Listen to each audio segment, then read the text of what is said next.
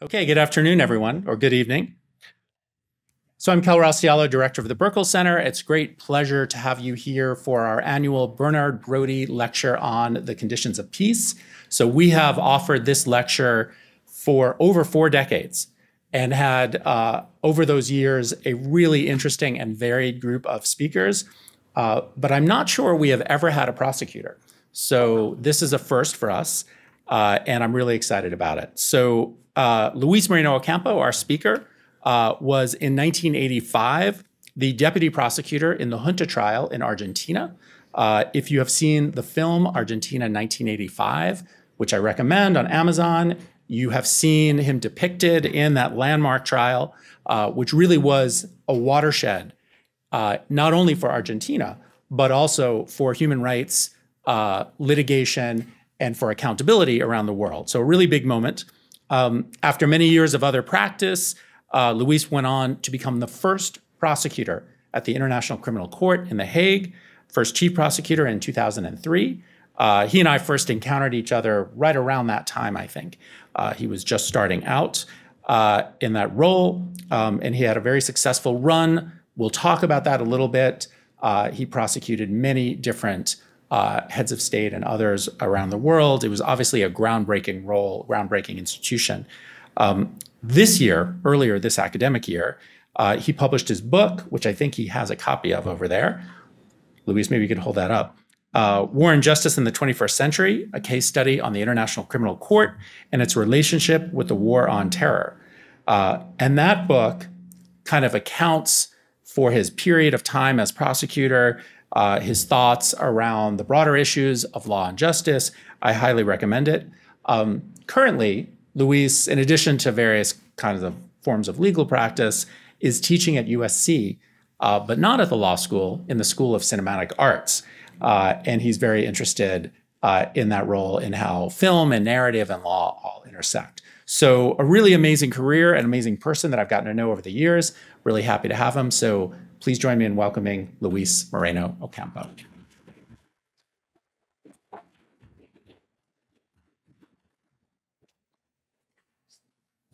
Okay. Thank you very much for this conversation. I was trying to, I just arrived this morning from Brazil, and I had my conversation prepared thinking it was a lawyer, but who are lawyers here? There are no lawyers here. There are not many lawyers. You are good people, normal people, focus on peace. That's great. So, no, in fact, you are needed. You are needed to make peace in this world because wars are popular. Wars are popular. Putin is more popular now than before. In these countries, presidents are popular when they propose increase on budget for defense. It's popular. So that's the problem. A war is not just a matter of legal issues. There are some legal issues involved, but basically it's a matter of why people support it and how can we change that. That's why, as Kal said, I am teaching. After I finished my job in the International Criminal Court in The Hague, I went to Harvard because I was trying to write this book, trying to understand what I did. And then I realized, well, but it's not about lawyers. Example, the word Holocaust means calamity. Capital letter meaning extermination of Jewish community in Europe by the Nazi. That is not the consequence of the Nuremberg trial. It is the consequence of the movie about the Nuremberg trial. The first Nuremberg trial was in 1945. There were 12 until 48, and nothing happened, no change. The narrative created by a movie from Spencer Tracy, Judy Garland, Marlene Dietrich, the main actor of those days, that transformed the conversation. And then Steven Spielberg say his parents talk about the great murder. Holocaust started in December 61, when Judgment Urine was premiered in Berlin, and New York Times started to use it, and became in stone when Meryl Streep in 1978 did a TV series called Holocaust. So that's why I am teaching at USC Cinematic Arts. And now I learned about a movie about my own work that's made me, I will comment on that.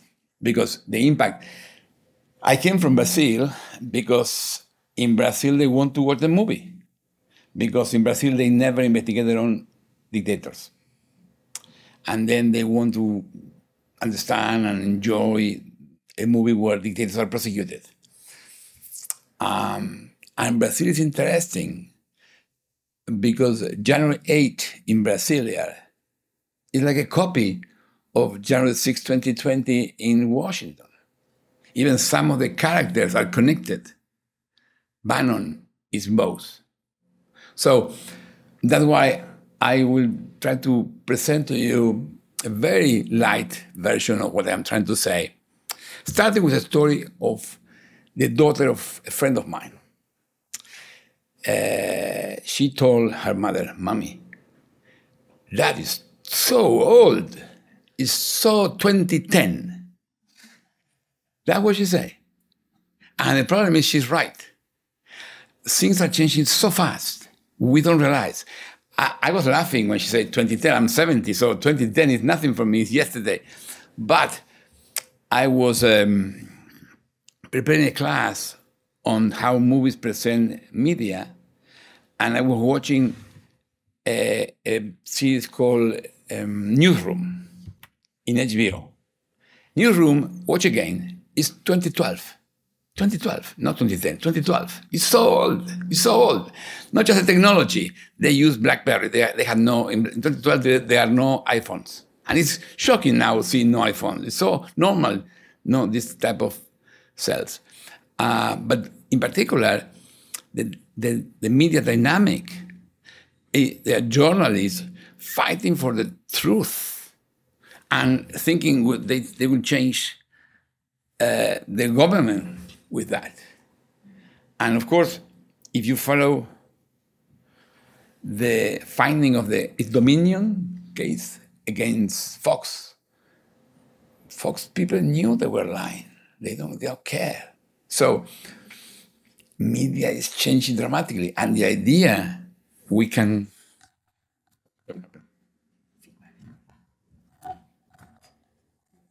start again? Should I start again? Okay. Okay. So, and the problem is, we celebrate technological innovation, but we dismiss institutional change. And that is the topic I was trying to present to you, very simple, very clear. How legal systems define our interaction. Sometimes lawyers focus on details. I want to give you the big picture, how the legal system define our interaction. At the national level, in the US, the 18th century Constitution is still an innovative model, creating a legal system with checks and balance, still working. In my country, in Argentina, we copy and paste this constitution. Exactly, almost the same. In 1853. But between 1930 and 1983, for 50 years, no elected government could end its term. There was a coup d'etat. So even the constitution was the same, and the system was working very differently. And that was a clear contrast between a mature democracy, like in the US, and a country with no clarity and no consistency between its norms and its reality. But today it's different. As I said before, January 6th is in the US. January 6th was here. And still, it's not just who was involved in the events or who participated in the crimes. There are many political leaders in the US supporting the idea. And interestingly, people doing that believe they are supporting democracy. They are storming the Congress to support democracy. So something is happening, and lawyers are not taking care of it. We lawyers are not adjusting. We are still keeping the rules. And that's one issue, national systems. National systems exist, but we are not improving them. We are not reforming them to understand why people became so obsessed, why people mobilize themselves to affect the Constitution, the Congress. In Brazil and in Washington, the same. And you see, you can follow also in Israel, there are people mobilizing to protect the Supreme Court. Boris Johnson in UK was criticizing the court. So it's not just one country problem. Something is happening that the promise of a global community built on the internet is transforming into tribes connected by internet and in isolation. Because basically, people who believe that the election was stolen in 2020, they don't read or listen the different opinions. That's why they are consistent. Many of them still believe that, and they don't change. And it's that the new communication systems allowing them to just select exactly. In the past, on the transistor, the owner of the media, the owner of the radio and TV, decide the news, and you have to read. You can change the newspaper, but the information was there, and there was idea you had to present the facts. All is gone. All is gone. People select not just the media, select the news they want to see and watch, or an algorithm produced for them. So that's my point. We have the national systems, but we are not understanding how they are changing. And the other point connected with that is the international legal system. They are not existing. There is not an institution who can manage today the Ukrainian conflict. President Putin committed an aggression crime. However, there is no institution who can deal with it, because normally the organ in charge of peace and security in the world is the UN Security Council. However, the UN Security Council cannot manage conflicts with permanent members, because the permanent members, like Russia, US, China, France, and UK, have veto power. So they can stop it and control it. So by legal design, no institution can control US, Russia, China, France, and UK. That's it. And the other thing you have is the International Criminal Court, the court I was involved. That was very active. The court cannot investigate aggression crime because the states are not like that. US put pressure on France and UK, and they managed to avoid the possibility to investigate aggression crime, which is defined. But, however, the court already issued an indictment against President Putin. And that's new. That's the part of the evolution. The world is evolving.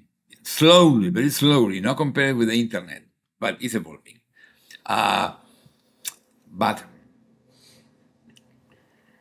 that's why today we have an international criminal court.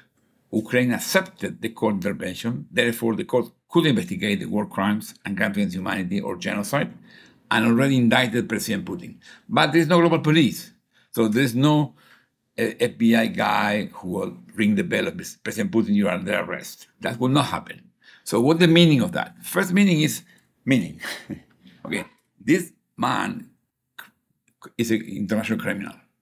He committed international crime, or is allegedly, and is suspect. He should be prosecuted, should be indicted, should be on trial. That's the first point. So in terms of meaning, we understand this wrong. In terms of impact, depend on how the states react. The International Criminal Court is like imagine the US with no White House, no FBI, no Congress, and a prosecutor in Washington and a court in Washington. And when they investigate the governor of Oklahoma, and if they indict him, the other states, California, Minnesota, they have to decide what to do and how to do it. So the indictment became a restriction to the person indicted, has planned to travel, it's like a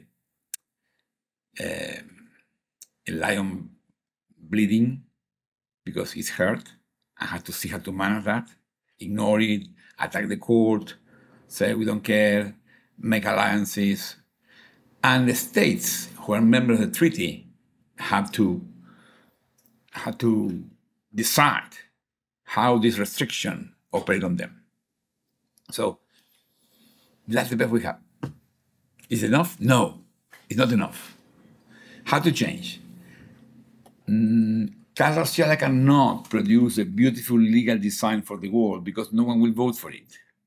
So it's not a matter of legal design. It's a matter, we're a complex, humanity is complicated, and it was a miracle they adopted the Rome Statute creating the International Criminal Court, but it will not be a similar miracle today to have a global system to control this type of problems. So, in fact, the revolution today is to harmonize. And that was the point I was trying to make in this conversation. Because, for instance, President Putin committed a crime. Ukraine has the right to defend itself. US has the legal right to defend itself also, to defend Ukraine, to provide weapons. That's not legal. Putin is illegal, the rest is illegal. The problem is this legal solution, and the ICC indict properly President Putin, will not transform today's situation. And maybe the world neither. That's the problem. The world, I don't know if Ukraine can win the war. I don't know what happens if Putin tries to use nuclear weapons. So we are at the verge of a nuclear war in Europe. So the problem is for the US, there are different voices. Some of them say, no, you have to defeat first, corner Russia army and then make a deal. Or other people say, look, don't care. Ukrainians are affecting Russia. Let them reduce Russia power. It's good for us. China, interestingly, proposed, I don't know, who read the China proposal to end the Ukrainian war? No one. Because it's difficult to find it. I don't think you can read it. I have to check again, but I did not find it in the New York Times or the Washington Post or the Wall Street Journal. I did not. And however, the first point of the China proposal is to respect Ukrainian sovereignty. Because for China, sovereignty is very important. And that's why Macron, the French president, went to China. But we are divided, and China is the big enemy for the US. Therefore, no, we don't have to support China. And it's not bad for us that Russia is reduced. So all this is legal, still illegal. Except Putin, all the rest are legal. So that's why we need people, no lawyers here, trying to see what we can do on that, or understanding the importance to transform our institutional system. And we need them because also we need to integrate concepts. Because the US has the right not to make a deal with Ukraine. It's dangerous, very dangerous. And there are people dying in Ukraine, but it's still legal. So my point at that we had a conversation with you, Kal, no? My point, I don't know if I think it's enough for you today, is we need to invent peace. It's a British professor Michael Howard, he died already, but he wrote a beautiful book called The Invention of Peace. And he explained for 5,000 years, peace was just a time between war and war. The idea of a permanent peace started 2 centuries ago and to be achieved by diplomatic efforts. And it's still a project, not reality. But for people like your age, you live in permanent war also. No, U.S. was in war since 2001 with Afghanistan, and then 2003 with Iraq. Still bad, still valid. Still, it's interesting, no? U.S. lost the Afghanistan war. U.S. launched the Iraq war. Launched with the Iraq war with on wrong assumptions. And still, U.S. proposed war to manage conflict. So there is something wrong here. And that's why we need people, experts, coming to debate that. Because these places, the university had to produce new ideas, new forms to manage the conflict. That was Michael Howard's proposal. The only way to achieve global peace is to do something similar what we did at the national level. At the national level, yes, there was a mess, and then you create institutions who managed to control violence, no? And you were evolving too. I don't know if you know, until the 19th century, the criminal justice system in the U.S. was exclusively state. There was no federal criminal justice system. FBI was created in 1907, and then criminal prosecutors and judges on the topic. So that was an evolution. Why? Because you have crimes that states, California, Connecticut, cannot deal with them alone. So you're a pragmatic country. You develop your institutions at the federal level to control other type of crimes, including women traffic or organized crime. Al Capone was one of the first persons that FBI first worked, and then the Treasury. So U.S. in its own history show the pragmatism to manage this conflict. For me, what's happening, that was my experience at the ICC. I was investigating the Darfur conflict, and legal advisor of a big country in Europe came to my office and said, prosecutor, your single agenda is affecting our country agenda. And our agenda includes genocide. We don't like genocide in Darfur, but it's not the only problem. We need oil from Sudan. We need to keep our relation with China. We need to have good relation with the Arab world. So your single agenda are crossing our entire agenda. And I say to him, look, you told me if this is a genocide, you go ahead and cross everyone. Well, if the judges confirm your point, we'll be okay. And that happened. But it happened. So, and then I always remember the US ambassador Bush, President Bush ambassador, was a very clever guy. And he told me, please, we met in Chicago before I decided to indict or not President Bashir. And he explained to me why it was so bad idea. Because he was doing negotiations. And if I indict Bashir, it will be difficult for him to negotiate with Bashir. So, as a prosecutor, I had these type of dilemmas. Okay, should I follow my mandate and indict this person because I have the evidence? But how this will help is states who normally had support are telling me no, not to do it. What do you think? Idea? Who should say, okay, go ahead, prosecutor, prosecute Bashir? Raise your hands. Who of you believe in these conditions that states tell you not to indict Bashir will be complicated negotiation for peace, will affect the country, you expose humanitarian assistance, don't do it. Who say, do it again, do it, prosecutor, raise your hands. Who say, no, You? Who else? No? No. Okay. So I was thinking, okay, if I do it, apparently it will be a mess. If I don't do it, it will be a different mess because I'm not doing my job. And my office has the evidence and it's a collapse of my office, my duty to build it. So I did it. I requested an indictment. And that's my point I was trying to make. Richard Williamson, the Bush ambassador,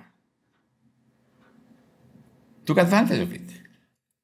And he explained in a public meeting, yes, I'm against the SEC. I don't like the SEC. I told Ocampo not to do it. It will complicate my life. But when he did it, I took advantage of it. I put pressure on Bashir to obtain my negotiation using the arrest warrant. And in fact, that was also Obama policy. Obama policy was to take advantage of the arrest warrant to put pressure on Bashir to obtain support for the war on terror and to obtain the independence of the South. So I'm not sure if this is a perfect solution, but it's a possible solution. Okay? Because what happened is, as the ambassador explained to me, not do your job, I had to do it. It's like you have in a corner a traffic light with the red on and the green on. So what do you do? And lawyers explain, oh, the red is important. The red is important. The red is, you have to stop. And other people say, no, the green allow you to go. Go ahead, you have a good car. So it's not about red or green. It's how you help people to harmonize two opposite mandates. And that is the world we're living. We're living in a world of multiple normative systems with different mandates. It's not chaos, it's a complexity. And probably the role of the experts is to reduce complexity. But also, that's why maybe I finish with the movies. The role of interesting for me, though, in this case in Argentina, in the Junta trial, when I was the prosecutor, my job was to collect the evidence to convict the generals. But also, I realized many people in my country did not believe on that, including my own mother.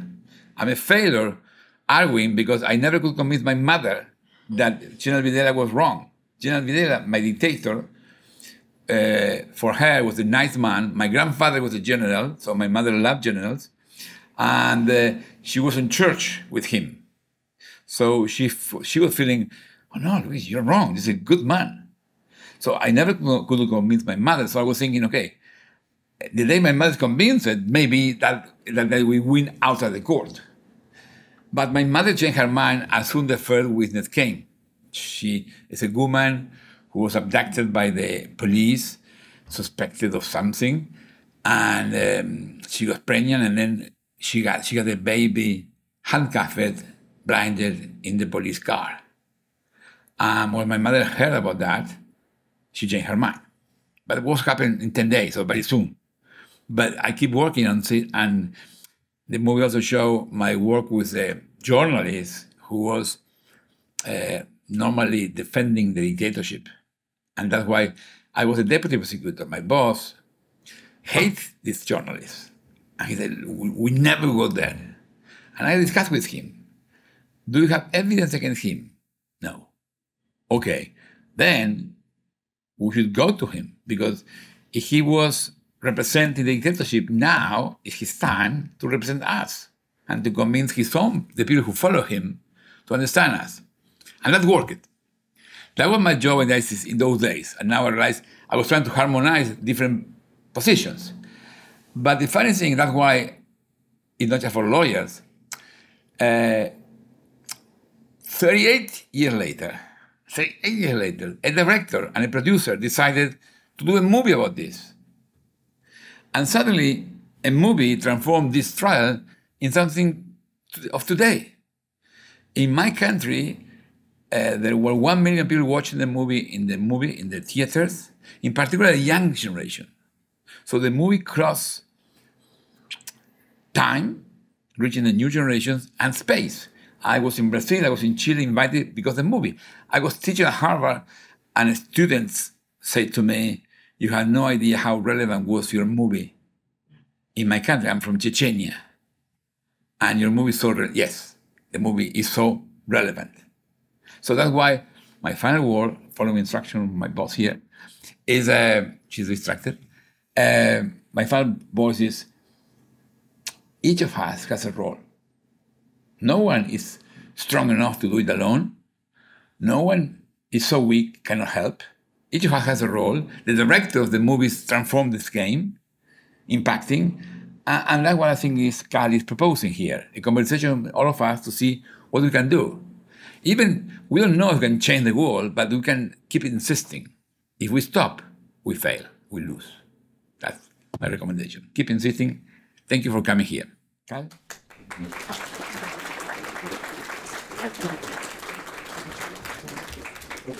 Thank you, Luis. Okay, so we're going to try without microphones because there's obviously a little bit of feedback, but I think everyone can hear us. Okay, so great. So Luis and I will have a little conversation. We do have time for some questions, please, and I'll open it up to all of you in a moment. So there's so many things to ask you about, but maybe we could start. You sort of ended with the junta trial. What did you take away? I mean, you sort of pointed at some big lessons, but when you ended that trial, what did you feel like the most important lesson was, or what, how did you assess it at the time? Now, obviously, with hindsight, it's a little different. No, but the junta trial, in fact, and that's not in the movie, was debated during the political campaign. In 1983, the end of the dictatorship was a campaign. And one of the candidates proposed to investigate the army guys. And he said, it's needed to understand what happened and also to end coup d'etat in our country, end dictatorships. The other candidate from the majority party, we say, no, we cannot do it legally. So the rebel won, and in fact, this happened, end the dictatorship. There was some kind of mutins, military mutins, but people mobilized to defend democracy and stop it. So I think what obviously the biggest outcome of the case was many things, but one important is in terms of big picture, democracy was consolidated. And now, interesting with the movie about the trial, this impact is coming back for the people who was 20. And not just in Argentina, in Brazil. It's funny because in Brazil, a journalist asked me, how we can control our army people in Brazil when we have no trials? And I realized, look, in fact, army people are easy because they receive instructions, put a good commander, and that's it. The problem is not the army people, the problem is the elite. If the elite is committed with the coup d'etat, you have a problem. And yes, and that's why for me, I'm worried in this country when I see so many senators supporting January 6th. That for me is insane. It's not about, they are not criminals, I understand, but supporting January 6th, what is this? So at the time, did you think that it was, or you and everyone else around you, did you think that the democracy that you had ushered in or helped to usher in was going to stick, or were people worried that it was going to slide back? Well, the prosecutor invited me to help him. And I told him, look, I'd love to do it, but I never did a case in my life. So you have to be better, he said to me, because we have to invent something different. If we do it in a normal way, we cannot do it. So I had to rationalize the offer. I said, yes, I should do it. But I was thinking that, okay, doing democracy, the army will not kill me. And if there is a new coup d'etat, I have to escape. So that was my feeling. But so I was sure it would be another coup d'etat, but you should do it. You cannot. It's an opportunity. Do it. No? Sure. But you will do it. Okay, so let's jump to the International Criminal Court. So when you were offered that position, first of all, what did you expect would happen initially in the court? And did your expectations match what you saw? So in other words, like some people thought the International Criminal Court, when it was first created, maybe there would be no cases. Maybe nothing would happen. The court would just sit there. There would be no real results. That wasn't the case. But what did you expect going in? Well, that was a common. I was teaching at Harvard in those days. I was a visiting professor at Harvard. And a colleague of me told me, Luis, it's a great honor to be the prosecutor of the SEC, the first one. But you reject the offer. Why? Because without the U.S. support, you could not investigate crimes, you could not arrest people. So as a consequence, you will be 9 years in the Hague doing nothing. And it will be a shame for you. That was the comment. And for me, it was interesting. I have a friend of mine who was working in the Bush administration. He told me, Luis, I can help you to coordinate effort. No problem. Meaning like behind the scenes coordination. Yeah, because I was trying to understand what happened. I was always in the U.S. So I was invited by U.S. many times. So I had a very good relationship with the U.S. I don't know how they don't love me. They love me. How they cannot love me? So it's funny. One friend of mine who was in the Bush administration told me, Luis, I don't know where you are, but it's radioactive. 3 times happened the same to me. I saw a person saying, look, I'm a friend of the new chief prosecutor of the International Criminal Court. And at that moment, when I mentioned these words, the person let me talking along. They left. A nice legal advisor told me, Luis, we know you. You probably will do a good job, and that's bad for us. We don't like the court. So that was the situation. So I knew that I had nothing to win from them. I had to see how to mobilize things. That's why I had to be creative. The biggest fear in my time was where to go. Because that was at Nuremberg, the country who won, no? Is it problematic? You're hard to hear. Yeah? I know, but the microphones are causing so many problems. Try to turn this one on. Yeah, We try. We try? I think it's off. No, it's not. Can try. Hello? Is better? No? There's no. And now, yes. Yeah. Is that better? It's better. Okay. Yeah, we go. Okay, keep going. The question are, we normally, your question are, no, I will show you I will give you mine. No, I have. No, because maybe 2 are complicated. One is better. Exactly. I'm good at loud. Okay. So basically, I realized U.S.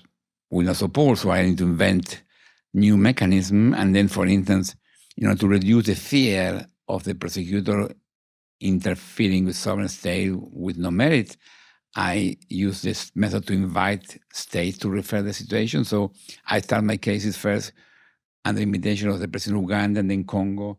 Then I interact with states to do that. So I managed, and we did it.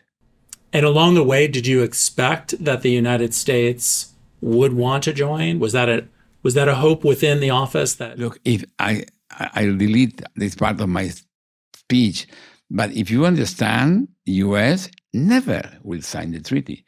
It's a senator you had, Jesse Helms, who said very clear, it's the U.S. people, the U.S. government, and God.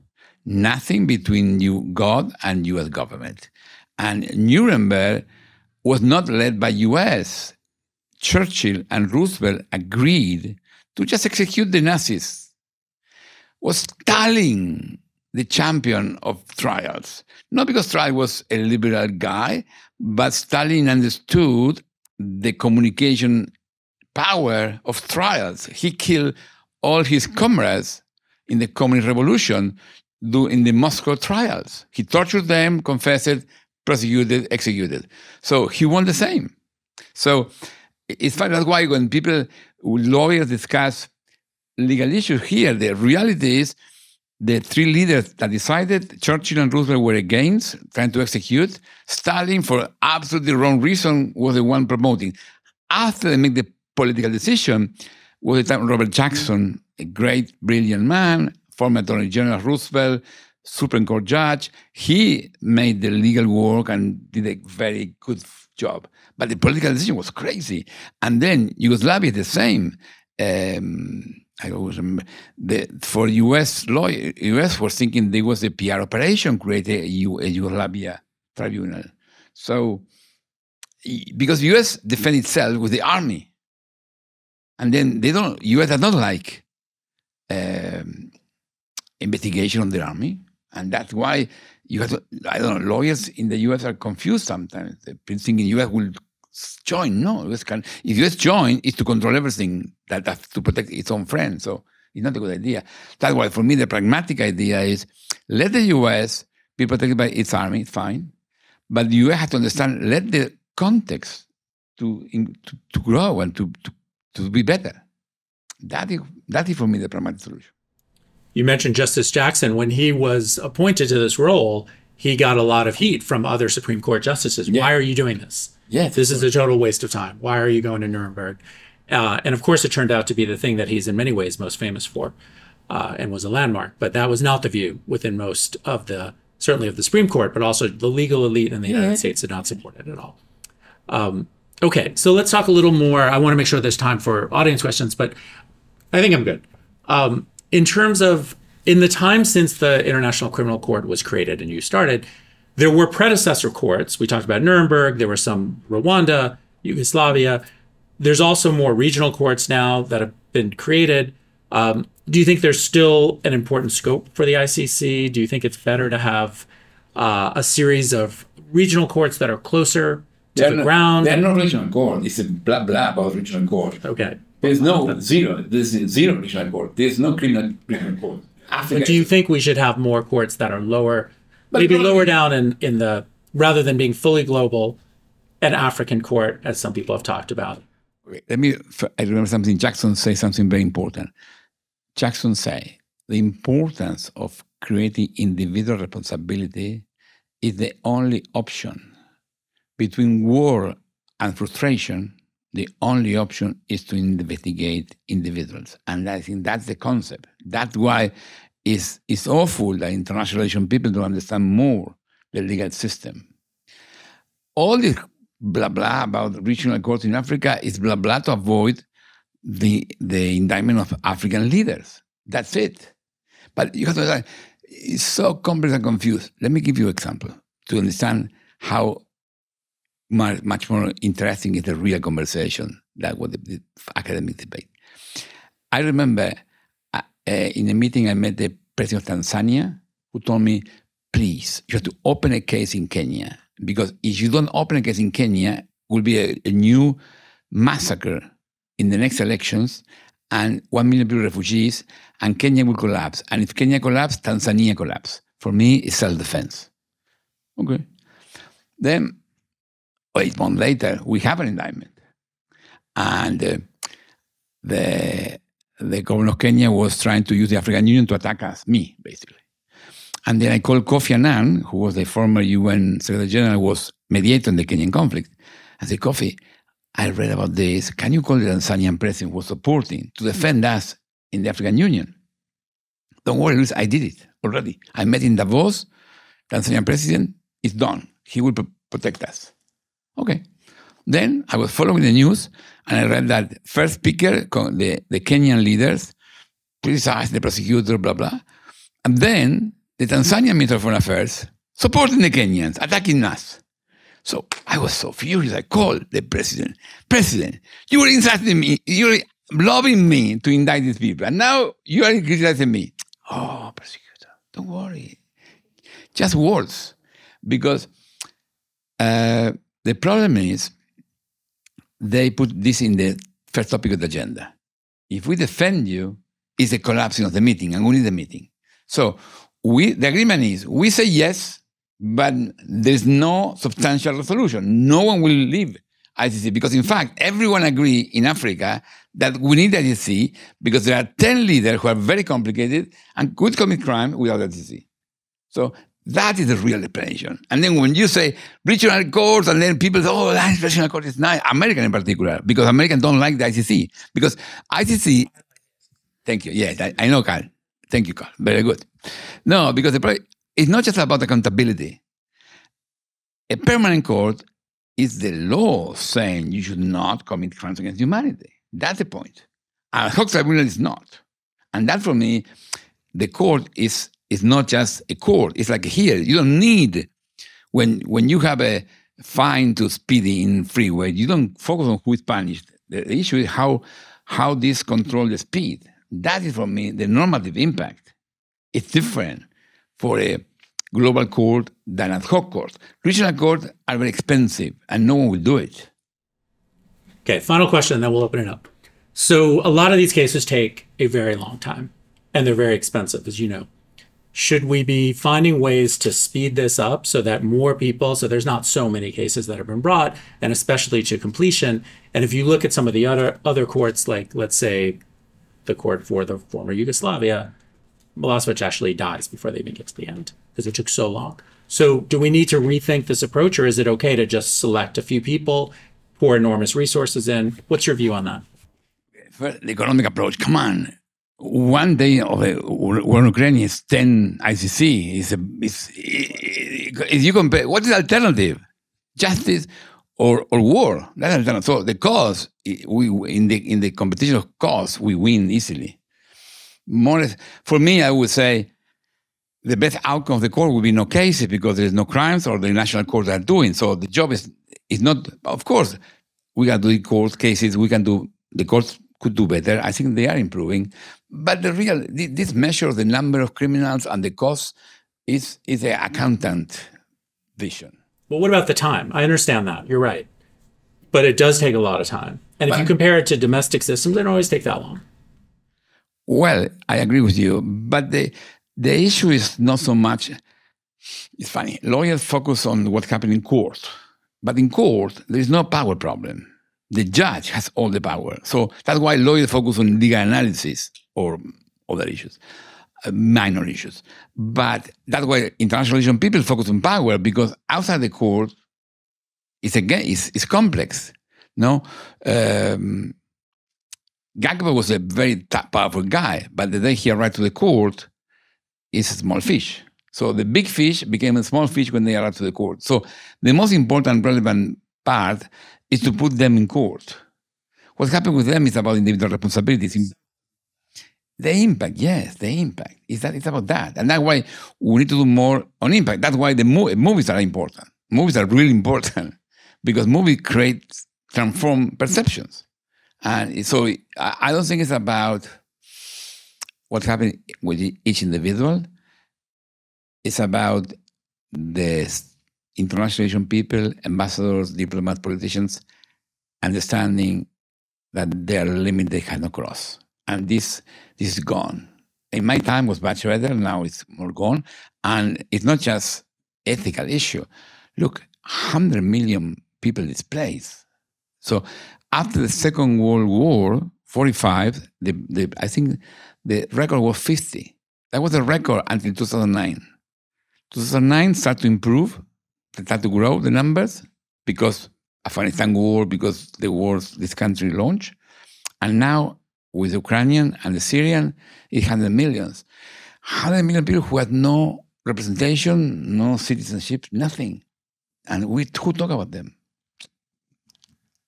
So that's more important than the accountant. That is. Luis, thank you so much for coming. Oh, thank you for the invitation.